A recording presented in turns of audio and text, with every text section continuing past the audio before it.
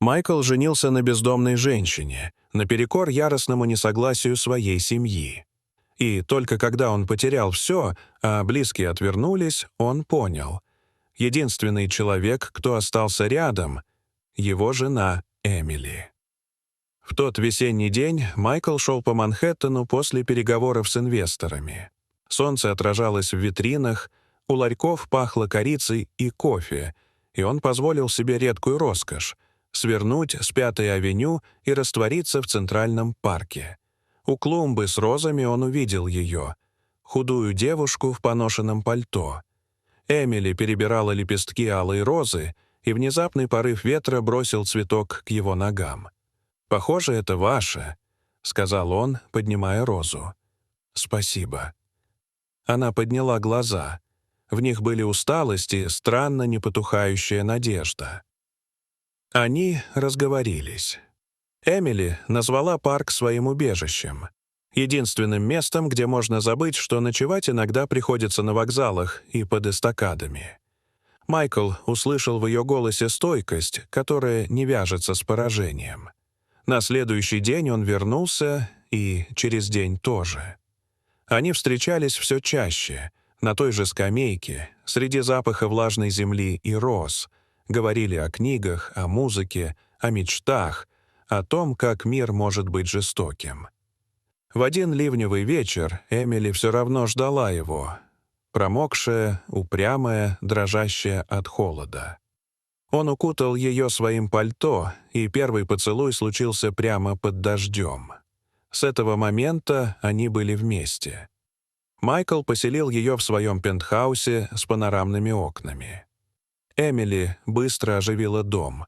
Запах свежей выпечки по утрам, васильки в узких вазах, мягкие пледы на подоконниках. Она не просила ничего лишнего, и одно только присутствие делало возвращение домой ожидаемыми. Его семья, приемные родители Роберт и Хелен, и кузина Виктория реагировали яростно. «Она охотится за твоими деньгами. Ты опозоришь нас», — повторяли они.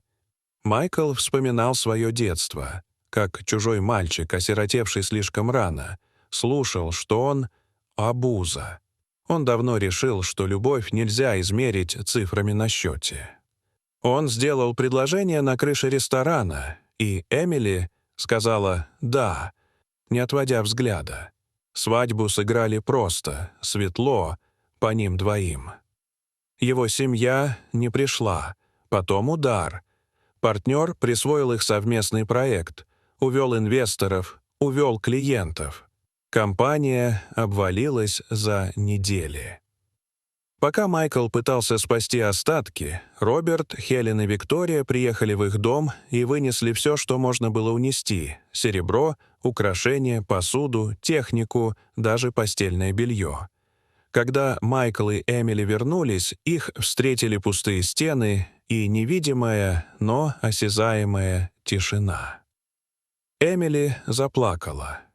Тихо, без истерик, как плачут люди, которым уже много раз было больно. Они попытались достучаться до семьи, но тщетно. На пороге родительского дома их встретила ледяная насмешка. «Мы вам ничего не должны». «Я не твой отец, мальчик», — отрезал Роберт. Виктория бросила. «Учись у своей нищенки, она знает, как просить». Эмили сжала Майклу руку. «Пойдем. Они не наша семья». Спустя несколько дней, листая старые заметки на телефоне, Эмили вспомнила о забытом криптокошельке. Когда ввела пароль, экран высветил цифры, от которых перехватило дыхание. Давняя покупка биткоинов за копейки стоила теперь $3 миллиона. Она не сразу поверила, потом рассмеялась сквозь слезы. «Майкл, ты не поверишь?» Он смотрел то на нее, то на экраны, и только повторял: «Это шанс. Наш шанс». Тогда Эмили впервые рассказала про свое прошлое. Про экономический факультет и стажировку на Уолл-стрит. Про работу в банке, где ее уважали за холодный ум и теплое сердце. Про Джима, обаятельного мужа, о чьей темной стороне она узнала слишком поздно. про маленького сына, которого тот забрал, надеясь спрятаться от правосудия. Про звонок из полиции и автомобильную аварию, которая оборвала 2 жизни и оставила ее без воздуха. Репутация испорчена, друзья исчезли, дом забрали. Улица стала единственным, что не задает вопросов. Теперь другой путь. Они вложили часть средств в новую фирму. Майкл строил архитектуру продуктов, Эмили выстраивала стратегию. Сняли небольшой офис, на стенах повесили доски с маркерами, на столе крутилась дешевая кофемашина, пахло надеждой и пластиком. Клиенты пришли неожиданно быстро. Те, кому была нужна честная экспертиза и работающие решения. Их кейсы, энергосбережения для сетей отелей, аналитика для логистики сработали. Они не покупали дорогие кресла, но купили себе время и уважение к себе. Когда Роберт, Хелен и Виктория приехали вновь, их лица были другими, голодными. «Сынок, мы были неправы», — сказал Роберт. «Люди ошибаются. Помоги нам. Дай хотя бы 100 000». Хелен шептала про сожаление. Виктория криво улыбалась, будто все еще играла в превосходство.